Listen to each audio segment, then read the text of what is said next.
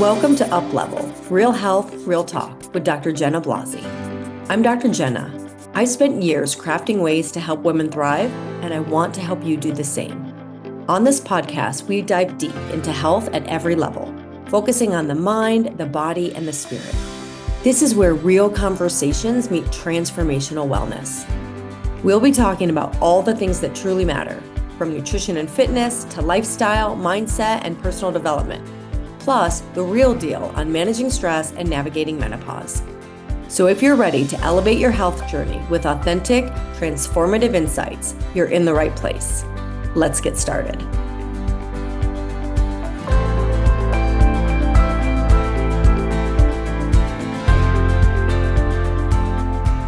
Hello, and welcome back to Up Level. I'm Dr. Jenna, and today we're going to talk about fear. I have been inspired to talk about this topic because I see it coming up a lot. And I see it in my practice. I see it when I'm interviewing people. I see it in all the people that we work with. It's there for all of us. It is sneaky. Fear is sneaky. And it often disguises itself as logic or overthinking and sometimes even self-care. It says, no, it's not the time, maybe later. I just need to wait until things settle down. I need to think about this. That's a big one. It's just a procrastination technique. We're afraid. We know in our being if something resonates with us or not, but we let fear stop us. And, in the summertime, I like to read just fun novels, beach reads. And so I've been doing a little bit more of that. And it's painful sometimes because these characters are always battling their fear. And you can see it from the outside, like, this is so right for you. Why are you holding yourself back? But within us, we give into it way too often. And that's why I want to talk about it, because what I also see is people think that their fear is their intuition. Fear is usually loud. It's reactive. It's anxious. It often kind of like keeps coming back around. Intuition is actually quiet. It's steady. It's neutral, even when it says no. And I did an episode a while back on intuition. And the thing is if you're not used to listening to it, then it gets even quieter. And then when you get in the habit of actually listening, meaning you hear the message and you follow it, then it will get a little louder. Just like a friend. If you have a friend that you never listen to, they're going to stop talking to you. If you never trust them, they're going to stop trusting in you and sharing with you. And then as you start to listen and trust, they're like, oh, is this real? Is she really listening to me? And then they talk a little more, it gets a little bit louder. But if it's panicked, it's probably fear. If it's peaceful, it might be intuition.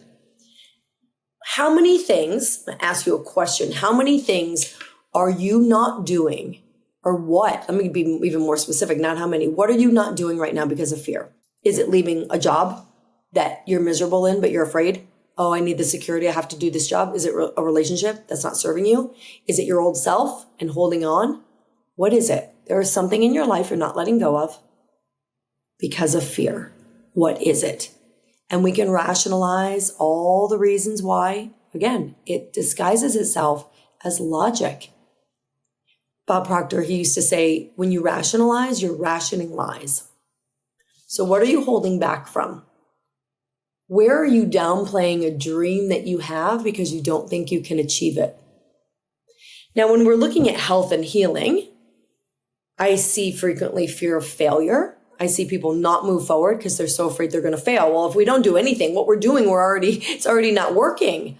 Right? What we're doing is not working. I remember talking to a woman and she said, I already know I'm a failure, so I don't want to do something that's going to confirm that. Why are we holding on to these beliefs? Every day is a new day. Every day is day one. Is that belief in harmony with how you want to live? Do you want to continue to be miserable? Or do you want to say, this doesn't serve me anymore? I'm willing to let this go. So that fear of failure can show up like, what if I invest and it doesn't work? What if I try and I fail? What if? Why are we always what-ifing negative? What about what if up? What if positive? What if you get everything you ever wanted? What if your whole life changes? What if you completely transform? let's choose what we want to focus on. Do you want to focus on the times you've been burned, the times things haven't worked, the times you had failure, or do you want to focus on the times you have had successes, the people you have been able to count on and trust, the belief and knowingness that you can get better. If one person can do it, you can do it too. And then there's also fear of success. There's a whole poem about that, right? Our greatest fear is not that we're inadequate. Fear of success. What if I change and people don't like it? I had that recently in a visit. And it was actually fear of success by the spouse. They were worried if their spouse got healthy, where would they fit in? So we have to realize sometimes our family, people that, mean well, are actually holding us back. But we can't put blame on anyone else. It's ourselves. We have to recognize. We have to not allow that and or release the people in our lives that aren't bringing out our highest self. We are the sum of the 5 people we spend the most time with. So who lifts you up? Who believes in you? Who supports your dreams? So there will often be that fear of success. What if I change and my friends don't like who I am? I've seen that too. Gosh, if your friends don't like a better version of you where you feel more comfortable in your own skin, you feel like you're finding your happiness, those are not does. And then that ties in with the fear of judgment. My partner, my friends, they won't understand. They won't understand why I'm doing what I'm doing. I was talking to a woman recently and she really wanted to move forward with one of our programs. And she was worried what her family or friends would think about her investing in herself in such a big way. And, I asked the question, well, then why would you share with them? Like, does this feel right to you? Do you feel like this is what you want and what is the best path for you to get where you want to go? And she said, absolutely 100%. I said, then why would you share it with people that would squelch that or bring doubt? So we do so much in the people pleasing realm. We do so much out of fear of judgment. And I'm not saying that we want to hide who we are and what our dreams are, but if I have like a really big dream, which I always do, always working on a bigger, better version of myself and my life, if there's people that are going to poo-poo that, I'm not going to share that with them. In the same way that if you have a child and you could take them around people that are going to criticize them and tell them they're never going to amount to anything. If you have, you're going to do everything you can to avoid your child being in that environment. You're not going to subject them to that. So why do we do that to ourselves? Which brings us to like trusting ourselves. And one of the other fears that I see with people, fly in front of me here, is fear of trusting your body again after it's quote unquote betrayed you, or trusting another practitioner or another doctor, right? We will hear often, well, I've been burned before. I've been whatever, screwed. I've been burned. Okay, but there's probably times that you haven't, right? Which do you want to focus on? Your body, maybe things didn't work in the past, but that doesn't mean that they can't in the future. What was missing? And that's where trusting our guidance, knowing in your heart if something is right for you. And when I talked about enjoying the journey last time, that's where we can embrace the process and know that we will get there eventually. Trusting ourselves, believing in a bigger vision, trusting your body again, believing that, okay, certain things haven't worked in the past, but let me look at why. Was I in a different place? Was I in an unhealthy relationship? Were there missing elements to what I was doing? So when we can slay this dragon, if you will, then amazing things can happen. What relationships? So I said, what are you holding on to? What are you not doing because of fear? This can apply to a business venture. This can apply to health and investing in your health. This can apply to a relationship. So many people, let's say they've been cheated on or they've been hurt in a relationship, they will wall themselves off and close off for fear of being hurt again. But if we're walled off, if we've closed off our hearts, we're already hurting. So what are we really protecting ourselves from? And fear blocks healing. I mean, Joe Dispenza, I think in his book, Becoming Superhuman, I was just talking about this book last night with my group, and I always mix up if it's Becoming Supernatural or Superhuman. I think it's Superhuman. But he talks about, you know what? I think it was Joe Dispenza, but It might have been Michael Singer, actually, in Letting Go. I think this is actually from Michael Singer in Letting Go. So pardon me, I don't know exactly where this came from, but he talks about walling off your heart and how your heart starts to shut down. So whichever one, it just as easily could be Joe Dispenza, because we're shutting down that chakra, we're shutting down that area of our being. And so we're already hurting when we do that. And chronic fear leads to poor sleep, it leads to gut issues, it leads to hormonal disruption, etc., can lead to elevated cortisol. So then we're heading on a path of not being healthy. So not only is the fear keeping us from maybe getting the job that we could go after, or getting the health that we could go after, or going into the relationship that really will not be like the past, we're actually going in the opposite direction, and we're creating more chaos in our body. And on an emotional and mental and mindset level, fear leads to inaction. It leads to second guessing, and it leads to paralysis. Have you heard of like analysis paralysis? Where does that come from? Analysis paralysis is not trusting ourselves. So we overanalyze, we overthink. I joke frequently. I was raised by lawyers, 2 of them, and actually tons in my family with chiropractors and lawyers in multiple numbers in my family. And the lawyers are analytical. I always say I can Rubik's Cube the heck out of anything. I can look at it from all sides. I used to do mock trial, and I would be giving an opening argument for the prosecution. And then later that day, if we were at state finals, I would be giving the opening argument or the closing argument for the defense.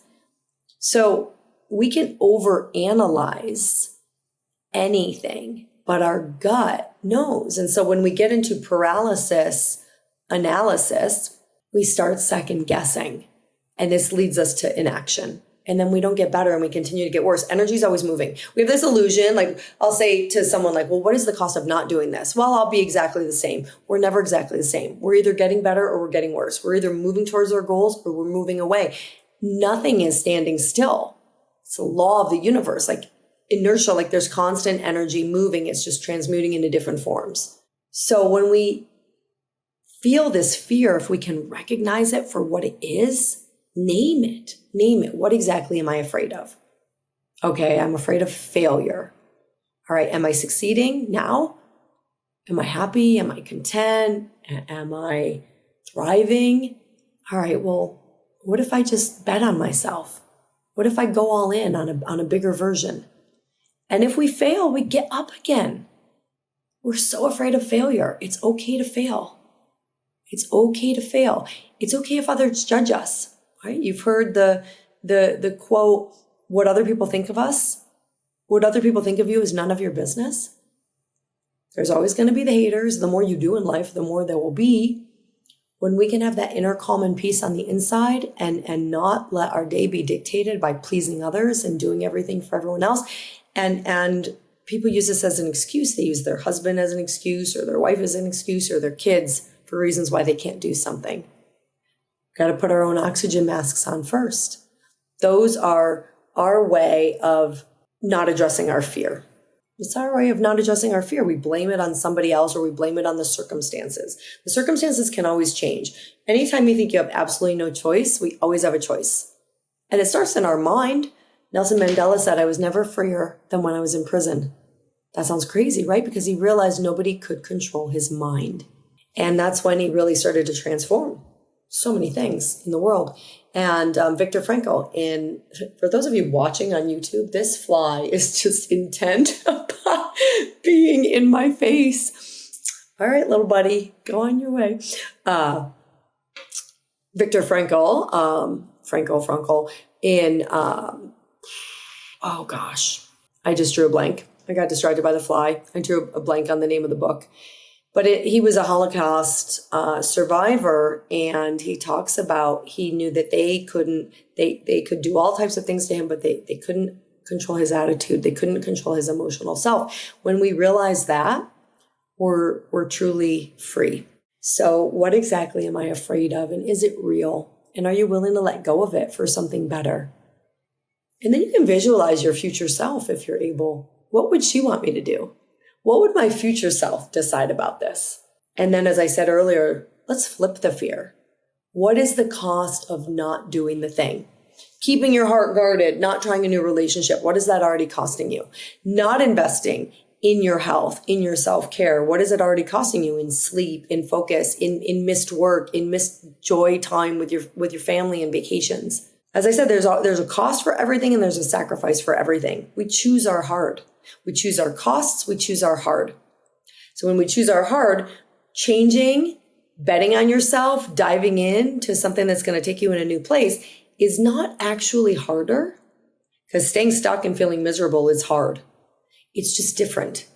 It's that unknown. And we tend to have a fear of the unknown. Speaking of fear, staying unhappy, exhausted, not living our best lives is actually quite painful. There's a lot of fear around being our true selves, and that is hard. Sitting on the couch and eating Cheetos all day, if we really don't feel good and feel good about ourselves, that's actually costing us a lot. That's actually hard. It's just, and then you turn your energy a little bit and it's a different hard. But it takes the same amount of energy to stay stuck as it does to change. It's a different type of hard. You look this way and you say, all right, I'm going to go all in on really making my life what I want it to be. And just like a kid learning to walk, I may fall, I'll get back up. I may fall, but I'm not going to lose belief that I can walk, using the child analogy. And so what is holding you back right now? And how do you ground and breathe and tap into what is possible for you? And I hope you have that cheerleader in your life that believes in what's possible for you. If you don't, I will be that person. Anything is possible. When we focus on all the reasons why we can't, we will have tons of reasons. That's the rationalizing. That's the logic. That's the overthinking. Oh, I don't have the money. I don't have the time. I don't have it's all the reasons. It's too chaotic, etc. That's just fear. Everything's about priority. Do you want it badly enough? Do you want to feel good? Do you want to be in a healthy, loving relationship? Do you want to be in a job that you love? Because you absolutely can have all of those things. I see it over and over again when people shift and they let go of the fear. One of my mentors, I may have told this story before, one of my mentors, my business coaches, when I knew in every part of my being that I was meant to do this business coaching program, but it was a big commitment time-wise and a big commitment financially. But I knew it resonated. My intuition was like, this is for you. And when it came like to, put my money where my mouth is, so to speak, I froze. And I was like, I started hemming and hawing. And I was like, I don't know. And he was like, you're not ready. And he started to kind of back away. And in my mind, I started to tear up. And in my mind, I thought, what is wrong with me? What is wrong with me? And then I realized I was scared. I was just scared. I didn't know if I could do it. I didn't know really what it was going to entail. It was completely different from anything I'd ever done. I'd never even worked with a business coach before. But again, going into that meeting, I knew it was what was going to help me achieve the life that I want and get out of this just like playing small and being in a rut. And so I said to him, I said, I'm scared. And he said, I know you are. I know you are. But fear is like a ball and chain. And he said, you can let it keep you stuck where you are, or you can move forward with it. I was talking with a woman the other day, and she said, well, I want to just be able to go into this with absolutely no doubts. And it's the perfect time. And I have no fear. And, I said, I hate to break it to you. I didn't word it this way, but that's not typical. Most people have doubts. We all have fear. But you got to know in your heart what you want, and is something going to help you get to that or educate you along the way? Failed relationships help us get clear on what we're looking for. So if you bet on a relationship, for example, or a business venture, and it doesn't quite work out, there's a lesson there that helps clarify what do we need, like in terms of a relationship. You're like, oh, that's what I don't want. I liked these aspects, but I'm not looking for that. With a business venture, maybe you learned some business savvy that now going into the next venture, you'll have that education. So we should have fear. We should have doubt. If we're doing something big, if we're doing something transformative, if we're doing something that matters, we absolutely should be uncomfortable. And that's a big lesson that I've learned over the last few years. I used to think if I was uncomfortable, it meant I wasn't supposed to do it. And now I know when I'm uncomfortable, it's actually a sign that it's right for me. It should be a stretch. It should be uncomfortable. There should be fears and doubts because it matters. You matter. Your life matters. So stop letting money and time and kids and partners and all of the BS. Life is short. Live the best version of it. Go all in on the best version and what you want and who you want to be surrounded by and what your standard is and what you want your philosophy to be. The fear will be there, but we can get used to just pushing it aside. I still have fear, but I do it anyway. Greatest way to gain confidence is just do it. Do the thing. Make the call you don't want to make. Put the application in for the interview. Go on the date. Start the new venture. Take that leap. Remember, I was in a mentorship program, and one of the women in the program said something about, that doggone 4 letters that just, and I don't remember what she said, the 4-letter word, and we were all thinking one thing, and she was talking about fear. She said that 4-letter word just keeps getting me, and I don't remember exactly how she worded it, but we were thinking a swear word, and she was like fear, which might as well be a swear word because it holds us back from everything. Fear is what holds you back from everything that you want. We have the illusion that fear keeps us safe. Oh, I need to be cautious. I need to instill fear in my kids so that they're safe. But we're just projecting our own fears. How about we teach them how to think critically and how to maneuver around fear in a healthy way? It's not about being reckless, right? If you get an intuition not to go down that alley or just, hey, I shouldn't go down this alley, of course. But that's just fear survival. We can trust that one. All the other fear, most of it's not real. And so we really need to name it and examine it. Is this real? And what's the alternative? If I give into the fear, what am I left with? Versus if I trust my intuition and I bet on myself and I take a chance. I was taking a chance on myself. I was taking a chance on those business coaches. And it's one of the best things I've ever done in my life. I do not second guess the time or the investment at all. In fact, I continue to invest with them because it helps me get where I want to go and live the life and challenge myself in positive ways. So where is fear holding you back? Where are you using it as an excuse? Where are you letting it dictate your life? And are you willing to let it go? Are you willing to open your heart again? Are you willing to let it go and understand that the universe responds to those decisions? We want proof. I will do the thing if I know it's safe. Show me that I'll succeed. That's like sitting down in front of a fireplace and being like, show me the fire before you put the wood in. Show me my body as lean and fit before I work out. No, we have to do the work. And if we listen to that guidance, then we can go all in. We can bet on ourselves and we can trust. Your higher guidance will not lead you astray. Your mind will. Mind plays tricks. But the higher guidance, that knowingness that we have. So if you get a knowingness and you don't listen to it, you are decreasing that relationship. You are severing your relationship with trust and you're putting yourselves really several steps back. And I see this too. I see people, they feel like this is right for me. This is what I should do. But they let the bank account dictate. They let the schedule dictate instead of trusting that actually the universe provides. The universe always provides when we go towards growth, when we go towards expansion of our highest good, of our highest selves. And, the money will show up. The time will be arranged. I see it over and over again. But we got to slay that fear. We got to move forward with it. Move forward with it. Move forward with the doubts. If something is right, if something in your being, not anxious, not loud, but something very calmly says, no, this is not for me. If it's calm, if it's detached, you can trust that probably. That is likely your intuition. But if it's like, oh my gosh, how could I do this? How could I, oh my gosh, what about this? What about this? That's just fear. That's just fear. So I feel like there was something else I was going to say, but I don't know what it was. I feel it's funny with these podcasts. It's been I launched in December of last year. So it's been about 9 months. And sometimes, less often now, especially in the beginning, I'd get done with a podcast and I'd think, oh, I should have said this. And, oh, I think that came out wrong. That's not how I meant to say it. And, oh, maybe next podcast I'll clarify what I meant. That's just all overthinking. I mean, sure. Can I say things better sometimes? Absolutely. And I'll just do better the next time. But we've got to let go of all of these fears so that we can be free. They're like shackles, so that we can be free and really thrive and embrace our lives. So there's reasons that books have whole chapters, and go into fear, like self-help books, because it is what's standing between you. Oh, I remember what I was going to say. Look at that. It's what's standing between you and the life you want to live. And that is what I was going to say earlier, the Joseph Campbell quote.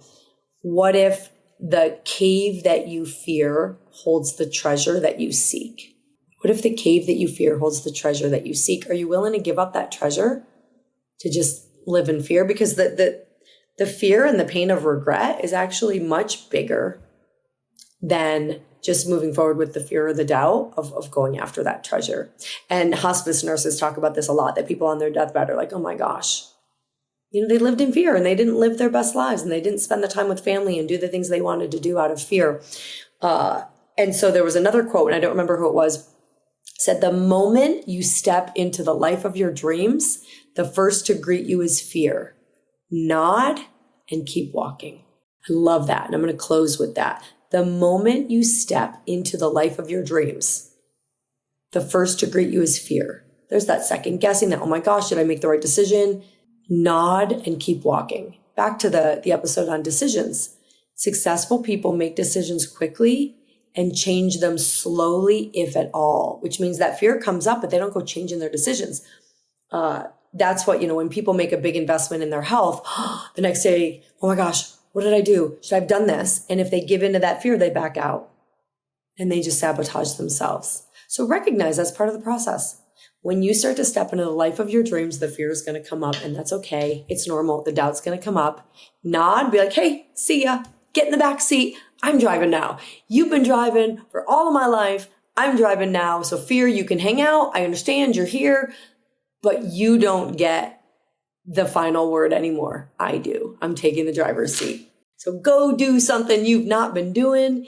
Go after the life of your dreams. And please DM us. Let me know if this was impactful for you and what was a big aha that you got. I love hearing from you all. And of course, let me know what you'd love to talk about. If there's certain questions that you have, I'll answer them. If there's topics that you'd like to make sure I cover, reach out to the team. hello@uplevelholistichealth.com or at Uplevel Holistic Health, Dr. Jenna Blasi on Instagram and Facebook. Message us. Let us know how this was impactful. Share it with a friend. And thanks so much for joining me. So grateful. Here's to all of us slaying our fears together and making the world a better place. See you next time. Thank you for joining me on this episode of Uplevel, Real Health, Real Talk.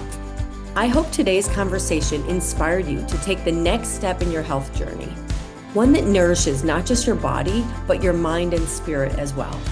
Don't forget to subscribe so you never miss an episode. And if you found value in today's episode, please leave a review. Until next time, keep learning, keep growing, and keep thriving. And remember, true wellness is a journey, and you are on the right path.